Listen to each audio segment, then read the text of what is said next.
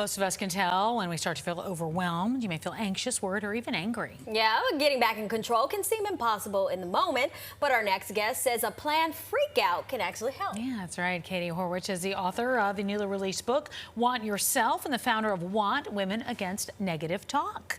Thanks so much for being with us this afternoon. Thank you so much for having me. I'm so pumped to be here. Yeah, well, let's talk about it, because we talk about kind of like when we're overwhelmed, we're going through planned freak out moments. It's important to identify different kinds of overwhelm, correct? Yeah, so a lot of times when we think of overwhelm, we think, okay, this feels bad, so it must have to be about bad things, so to speak. But actually, overwhelm is any time where life is coming at us and we feel that lack of control. So I like to call two different types of overwhelm.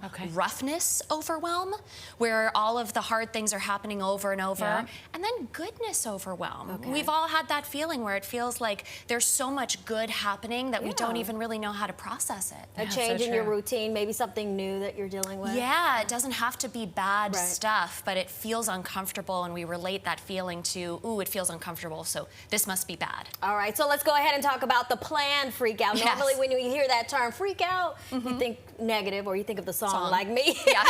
Can you explain what exactly that is? Yeah, so a planned freak out is exactly what it sounds like. It is a plan to freak out before you freak out. So it's a way to sort of harness in what is actually getting under your skin and then develop a proactive plan to move forward. It's basically a supercharged journaling exercise, and it's really important to note that this isn't about venting or just complaining. It's about developing a plan so that you feel a sense of agency and control when it's really hard to feel those feelings. Yeah, it sure is. Okay, so there's 4 parts to a planned freak out. What are those parts? I love talking about this. So the first part of a planned freak out is you got a journal, a notebook.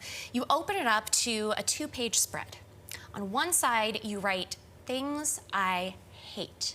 The language is really important here. The other side, you write things I dislike. After that, you set a timer, because you want to give yourself parameters. I suggest 10 to 20 minutes if you're first starting out. It's your first PFO, if you will. And then you just brain dump all of the things that bring up those feelings inside of you. Smart. It's kind of cathartic. You release it all. Oh my gosh, yes. Why is the 10 to 20 minutes crucial?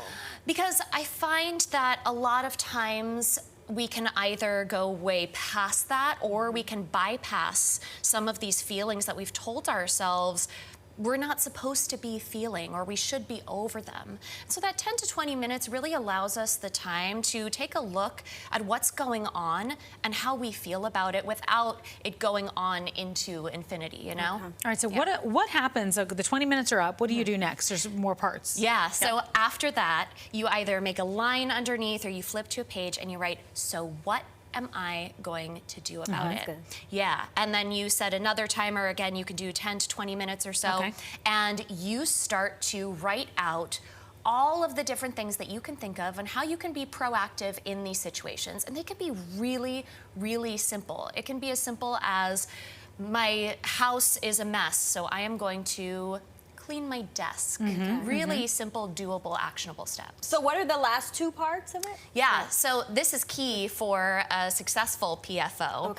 You then do the exact same thing. So you open up a 2-page spread and you write things I love. And then on the other side, you write things I like. Again, you set a timer and you go. And this might actually be the hardest part of the PFO for some people, because they haven't really sat with what they actually love and like. And then after that, you do the exact same thing and you say, so what am I going to do about it? I like doing that, the second part, because it just makes you feel better. It's a bit of a good way to finish it off. Well, I love it. You have so many tips in your book, and I know people get overwhelmed, so this is so helpful. Want Yourself. Katie, thank you so much for being with us today. Thank you so much for having me. Absolutely. And of course, sharing your tips, you have them everywhere, I know, but if you want to purchase Katie's book, check out Want Yourself. Follow her on Instagram. Information right there on your screen.